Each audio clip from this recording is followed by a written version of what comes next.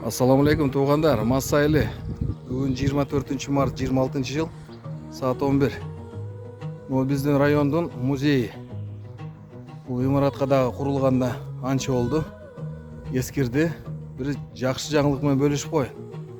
Білбегендер үшін. Музейный комплекс туғандар.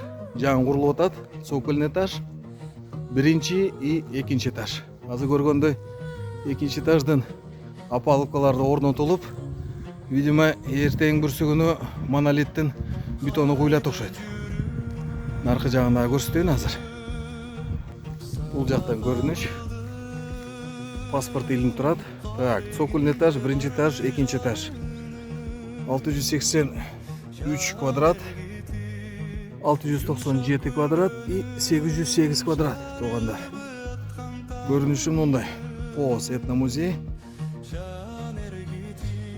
Күтіп қалса, абдан соны болады.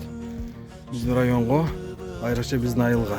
Так, смета, долбордың сметасы 135,5 миллион екен. Жалпы сметалар сумма 118 почти миллион. Так, проекттің бүтішіне 11 августта бүтіш керек екен. Бүте тұрған.